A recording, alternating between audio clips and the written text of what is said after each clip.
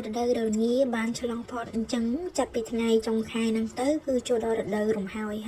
បើអាចថាហៅរដូវផ្ការីករដូវហ្នឹងគឺសម្បូរណាស់ផ្កាចាប់ផ្ដើមរីកនឹងគឺជាទស្សនវិជ្ជាផ្លូវនៅទីក្រុងរបស់ខ្ញុំរស់នៅហើយគេហៅថាសិនត្រូនៅចំកណ្ដាលទីក្រុងទីប្រជុំជនដែលភ្ញៀវបរទេសឬក៏ទេសចរជួយចិត្តមកលេងជាពិសេសផ្លូវហ្នឹងគឺជាផ្លូវអត្តសញ្ញាណប្រចាំទីក្រុងហើយនៅពេលដែលគេមានកម្មវិធីចឹងគេមកធ្វើនៅកន្លែងហ្នឹងតែបងប្អូនមើលគេរៀបគេដោះជូតទឹកឡើងស្អាតនិយាយទៅរកទឹកដីមិនឃើញទេបងប្អូនចឹងក្រុមសម្អាតគេរៀបចំឡើងស្អាតបងប្អូនឯសាគេមានកម្មវិធីចំណែករដូវនេះបងប្អូនហើយភ្ញៀវទេសចរក៏ចាប់ផ្ដើមមកលេងឬមកអាំងថ្ងៃឬក៏មកដំណើរបែប holiday ជាលក្ខណៈគ្រួសារជាមិត្តភ័ក្តិឬក៏ summer vacation ភ្ញៀវអឺរ៉ុបគឺភាគច្រើនមកពីតំបន់អឺរ៉ុបនៅក្នុងនឹងគ្រាន់តែគាត់ហោះឬក៏ធ្វើដំណើរតាមប្រទេសភ្លេងមកលេង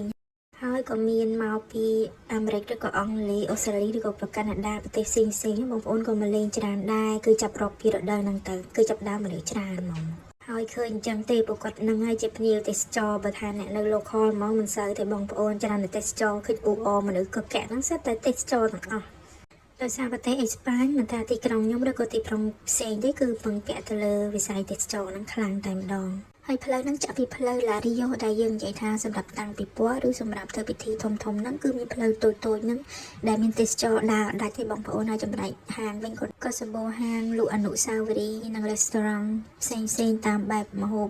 local ឬក៏ម្ហូបបែបពួកគាត់ដែរដើម្បីតាក់ទាញទេសចរហើយតម្លៃសមរម្យបងប្អូនតែគ្រាន់តែថ្លៃជាងឆ្នាំមុនឥឡូវនៅទីនេះ living cost របស់គាត់ការរស់នៅក៏ចាប់ផ្ដើមឡើងថ្លៃជាងមុនដោយសារបងប្អូនដឹងហើយសេដ្ឋកិច្ចរាល់ថ្ងៃវារៀងលំបាកហើយវាប៉ះពាល់ទៅដល់ប្រទេសទាំងអស់លើពិភពលោកមិនថាប្រទេសអេស្ប៉ាញក៏ប៉ះពាល់ដែរនាំឲ្យតំណែងទាំងអស់ហ្នឹងមានតម្លៃឡើងថ្លៃជាងមុនប៉ុន្តែប្រជាប្រិយភាព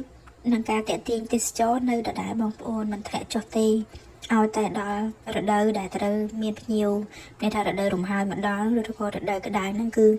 បងប្អូនអត់ខ្វះភ្ញៀវទេគឺមកគឺកែរកតែកន្លែងគេងក៏អត់ឃើញដែរតែតម្លៃអូតែឬក៏តម្លៃញ៉ាំឬក៏អាហារឬក៏ការស្នាក់នៅហ្នឹងវារៀងឡើងជាងរដូវរងាបន្តិចបងប្អូនចានេះគឺជាផលិតផលក្នុងស្រុករបស់ប្រទេសអេស្ប៉ាញនិយាយថាតំបន់ខ្ញុំរស់នៅតែម្ដងអញ្ចឹងមកបងប្អូនមកដើរមើលទាំងអស់គ្នាតើបងប្អូនចូលចិត្តឬក៏ស្រឡាញ់របស់អីដែរនេះគឺជាមេដៃឆក់ដែលយើងដាក់នៅលើទូទឹកកកបងប្អូន design វាស្អាតហើយខ្ញុំរើសមិនដឹងជាមួយណាក៏ស្អាតមិនដឹងជារើសមួយណាចេះតែដើរមើលសិនទៅដោយសារវាច្រើនហើយមានជំរើសដោយសារការគូនឹងគឺវាស្អាតម្យ៉ាងម្នាក់វត្ថុអនុស្សាវរីយ៍មិនសូវខុសគ្នាទេបងប្អូនធម្មតាទេគេលក់ដាក់តាំងដើម្បីជាការចងចាំឬក៏ memory ในតំបន់ហ្នឹងអញ្ចឹងហើយពីច្រើនគេធ្វើជាមេដែកបតោងសោគេអាចធ្វើជាកាបូបគេអាចធ្វើជាកែវទឹកគេអាចធ្វើជាបតោងសោឬក៏អាចធ្វើជាត្រណប់កែវឬក៏កាបូបដែលយើងស្ពាយនឹងសម្រាប់ដាក់អីវ៉ាន់ក៏មានជាតម្រូវកែវចានហើយនឹងជាកាបូបជាមួកឬក៏ជាខោអាវនេះគឺជា flamingo បងប្អូនសម្លៀកបំពាក់សម្រាប់រាំដែលតំណាងនៅទីក្រុងខ្ញុំដែរគឺពួកគាត់ជួយចិត្តរាំ flamingo ហ្នឹងណាដើរមើលចុះឡើងវិលទៅវិលមករកឃើញតែកន្លែងហ្នឹងតែដែលថាវាស្អាត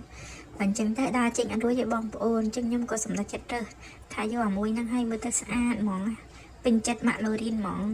ចាំបងប្អូនអរគុណសម្រាប់ការទស្សនាជួបគ្នាវីដេអូក្រោយៗទៀត